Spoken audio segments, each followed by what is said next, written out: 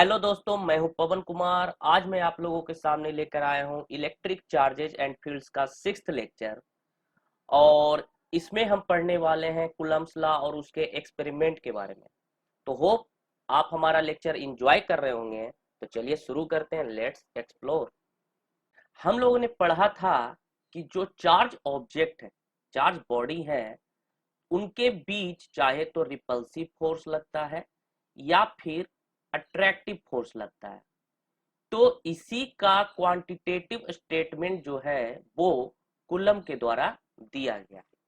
उनके अनुसार अगर दो चार्ज Q1 और Q2 है तो उनके बीच जो फोर्स लगता है वो डायरेक्टली प्रोपोर्शनल होता है Q1 Q2 के, इनवर्सली प्रोपोर्शनल होता है उनके बीच का जो डिस्टेंस है R उसके स्क्वायर के।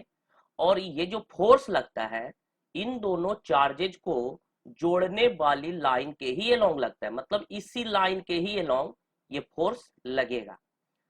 तो अगर हम सारी चीजों को कंबाइन करते हैं तो हमें मिलता है F directly proportional to Q1 Q2 बटा R स्क्वायर। और अगर हम प्रोपोर्शनलिटी हटाते हैं तो एक कांस्टेंट आता है K। तो ये हो गया F बराबर K Q1 Q2 बटा R स्क्वायर। अब कूलम उस स्टेटमेंट तक पहुंचे कैसे? तो इसके लिए कूलम ने एक एक्सपेरिमेंट किया। उन्होंने दो चार्जेज के बीच, दो चार्ज बॉडी के बीच फोर्स मेजर करने के लिए टॉर्जन बैलेंस का यूज किया। और इसके लिए उन्होंने बहुत सारे आइडेंटिकल स्फीयर्स लिए।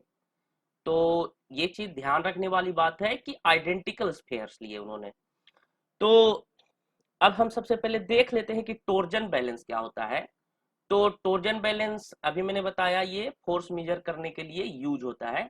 जनरली चार्जेज के बीच फोर्स मेजर करने के लिए इसका यूज किया गया था, लेकिन आजकल इसका यूज मास के कारण जो फोर्स होता है वो मेजर करने के लिए भी इसका यूज किया जाता है। तो टॉर्जन बैलेंस जो होता है पूरा का पूरा सिस्टम एक ग्लास के अंदर इनक्लोज होता है ताकि जो बाहरी इन्वायरमेंट है वो इसको ज्यादा अफेक्ट ना कर सके, प्रभावित ना कर सके। तो इसका जो सबसे टॉप एंड है ये टॉर्जन हेड होता है। इसकी मदद से नीचे का एक निडल है उसका पोजीशन भी हम एडजस्ट कर सकते हैं। मतलब निडल जो है ये रोटेट होता है, तो वो हम रोटेट इसकी मदद से कर सकते हैं, इसकी मदद से भी कर सकते हैं। इसलिए बोल रहे हैं क्योंकि ये जब इनके बीच एक फोर्स लगेगा उससे भी ये जो स्फीयर है ये मूव करेगा, यानी कि पूरा का पूरा निडल मूव करेगा। इसके बाद ये ग्लास ट्यूब है और इस यहां से एक थ्रेड होती है लटकी हुई जिससे कि ये निडल अटैच होता है। और ये हमारा एक सिलिंड्रिकल ग्लास केस है और ये एक स्केल है। तो यहाँ पर जो एक निडल है इसका एक एंड पर ये मेटल स्फीयर है और दूसरा एंड जो है वो स्केल को रिप्रेजेंट करने के लिए यूज होता है, ये जो स्केल है। अब यहाँ पर एक और मेटल रॉड है। मेटल रॉड के टॉप एंड पर भी एक स्फीयर है और एक बॉटम एंड पर भी एक स्फीयर है। अब हम इस वाले स्फीयर को स्फीयर ए बोल रहे हैं और ये जो निडल से जुड़ा हुआ स्फीयर है इसको हम स्फीयर बी बोल रहे हैं। अब स्टार्टिंग में दोनों जो स्फीयर थे, स्फीयर ए और स्फीयर बी, दोनों न्यूट्रल थे, तो इनके बीच कोई भी फोर्स नहीं लग रहा था। तो ये दोनों स्फीयर ऐसे ही थे एक जगह पे। अब क्या था, यहां से बाहरी इन्वायरमेंट से कुछ चार्ज दिया गया इसको। तो ये चार्ज ये मेटल होने के कारण यहां से फ्लो होने लगा और ये स्फीयर तक पहुंच गया। और ये यहाँ स्फीयर, ये दोनों स्फीयर अभी कांटेक्ट में थे, तो चार्ज जो है दोनों का रेडियस सेम होने के कारण, हम दोनों का रेडियस सेम लेते हैं, तो ये चार्ज जो है इस पर ट्रांसफर हो गया। और यहाँ पर ये मेटल स्फीयर जो है ये इसमें ये यहाँ से घूम गया, मतलब इस यहाँ पर जो थ्रेड थी उसमें एक ट्विस्ट आ गई। यही जो ट्विस्टिंग एक्शन है इसी को हम टॉर्जन कहते हैं और इस बैलेंस का नाम टॉर्जन बैलेंस रखा गया। अब हम क्या कर सकते हैं, अब तो ये चार्ज हो चुका है ये वाला मेटल स्फीयर बी जो है, तो इसका पोजीशन हम टॉर्जन हेड से भी चेंज कर सकते हैं और बाहर से हम डिफरेंट डिफरेंट चार्ज हम यहाँ पुट कर सकते हैं। तो इस तरीके से यहाँ पर अलग अलग चार्जेज के कॉम्बिनेशन और अलग अलग डिस्टेंस के कॉम्बिनेशन से हमें बहुत सारे एंगल्स मिलेंगे, तो हमें ये पता चल जाएगा कि बहुत सारे फोर्सेज हैं, उनका रेशियो क्या है। हम इस तरीके से भी समझ सकते हैं इसको, जैसे मान लीजिए कि ये कोई चार्ज क्यू है और यहाँ पर उसी तरीके का कोई आइडेंटिकल अनचार्ज स्फीयर है, तो जब ये स्फीयर इससे कांटेक्ट करेगा तो ये जो चार्ज है दोनों स्फीयर पर हाफ हाफ डिस्ट्रीब्यूट हो जाएंगी, क्योंकि दोनों का शेप जो है वो आइडेंटिकल है। अब मान लीजिए इस वापस से q/2 को कुछ किसी अनचार्ज स्फीयर से कांटेक्ट करवाएंगे, तो यहाँ पर भी चार्ज इस तरीके से डिस्ट्रीब्यूट हो जाएगा। तो इस तरीके से यही प्रोसेस बार बार रिपीट करने पर कूलम्ब ने कई तरह के चार्ज स्फीयर क्रिएट कर लिए। अब उन्होंने क्या किया, अब उन्होंने एक बार चार्जेज का जो मैग्नीट्यूड था वो फिक्स रखा है। जैसे यहाँ पर हमने क्यू क्यू क्यू लिया है, ये q/2 q/2 q/2, मतलब फोर्स q/2 के बीच ही लग रहा है, लेकिन ये जो फोर्सेज लग रहे हैं वो अलग अलग डिस्टेंसेज के लिए लग रहे हैं, अलग अलग डिस्टेंसेज के लिए लग रहे हैं। इनके बीच का जो डिस्टेंस है वो अलग अलग है। तो यहाँ पर उन्होंने पाया कि जैसे ही डिस्टेंस बढ़ रहा है वैसे ही फोर्स का मैग्नीट्यूड घट रहा है। अब उन्होंने क्या किया, तो यहां से उन्होंने पहले निष्कर्ष निकाल लिया, F जो है वो इनवर्सली प्रोपोर्शनल टू r² है। नेक्स्ट उन्होंने क्या किया, चार्जेज के बीच का डिस्टेंस उन्होंने फिक्स रखा, इन चार्जेज के बीच का डिस्टेंस उन्होंने फिक्स रखा और मैग्नीट्यूड चेंज कर दिया। जैसे यहाँ पर जो मैग्नीट्यूड है q, q/2, q, q/4 और q/4 q/8, उन्होंने इससे ये निष्कर्ष निकाला कि f जो है वो डायरेक्टली प्रोपोर्शनल है q1 q2 के। यानी यहाँ पर अगर हम देखें तो यहाँ पर q1 q2 q² 2 हुआ, यहाँ पर q² 4 हुआ, यहाँ पे q² 32 हुआ। तो यहाँ पर भी जैसे जैसे चार्जेज के प्रोडक्ट का मैग्नीट्यूड कम हो रहा है उनके बीच का फोर्सेज भी कम हो रहा है। तो अब दोनों इक्वेशन को जब कंबाइन करते हैं तो उन्होंने ये निष्कर्ष निकाला कि F जो है वो directly proportional to q1 q2 बटा r² के बराबर है। और अभी हम ऊपर भी पढ़ चुके कि जब प्रोपोर्शनलिटी हटाएंगे तो एक कांस्टेंट आता है, तो F बराबर k q1 q2 बटा r²। अब यहाँ पर k जो है उसका वैल्यू होता है 1/4πε0। हम इसको याद रखेंगे क्योंकि ये प्रॉब्लम सोल्व करने में भी काम आएगा। और ε0 का जब मान होता है, ε0 को हम बोलते हैं permittivity of vacuum, permittivity of vacuum. और जब हम ε0 का मान 8.854 इंटू 10⁻⁻12 यहाँ पे पुट करते हैं तो k का मान हमें लगभग 9 into 10⁻⁹ coulomb inverse 2 newton metre square के बराबर मिलता है। अब यहाँ पर ये जो यूनिट है ये कैसे आ रहा है ε0 का, तो हम इसको इस इक्वेशन से फाइंड कर सकते हैं। जैसे यहाँ पे हम लिख सकते हैं ε0 को हम इधर और f को इधर शिफ्ट करते हैं, तो ε0 बराबर हो जाएगा 1/4πf q1 q2 divided by r²। तो यहां से हम लिख सकते हैं फोर्स का यूनिट होगा न्यूटन, q1 q2 का कूलम यानी कूलम स्क्वायर और r² का मीटर स्क्वायर।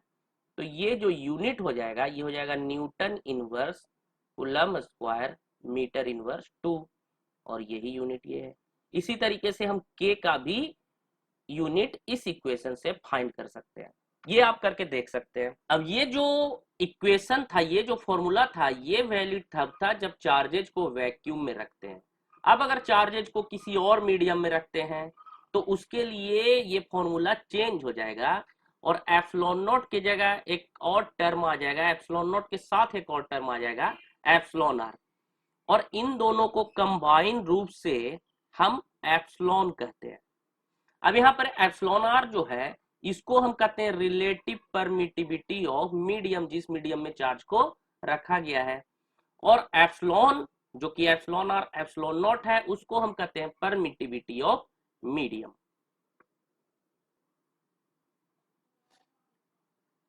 अब यहाँ पर ये जो है एप्सिलॉन आर या एप्सिलॉन, ये क्या हो गया, ये मीडियम का प्रॉपर्टी हो गया, ये मीडियम के कारण चेंज होगा, अलग अलग मीडियम के लिए ये अलग अलग होगा। अब आज यही तक हम पढ़ेंगे। अब आ जाता है क्वेश्चन का समय, चूंकि हमने प्रीवियस क्वेश्चन पूछा था आपसे कि क्वांटाइजेशन ऑफ चार्ज को माइक्रोस्कोपिक लेवल पे हम इग्नोर करते हैं, ऐसा क्यों? तो सबसे पहले हम जान लेते हैं कि मैक्रोस्कोपिक क्या होता है। तो मैक्रोस्कोपिक का मतलब होता है 10 टू द पावर -6 कूलम का रेंज। और इसके अलावा एक और टर्म आता है माइक्रोस्कोपिक।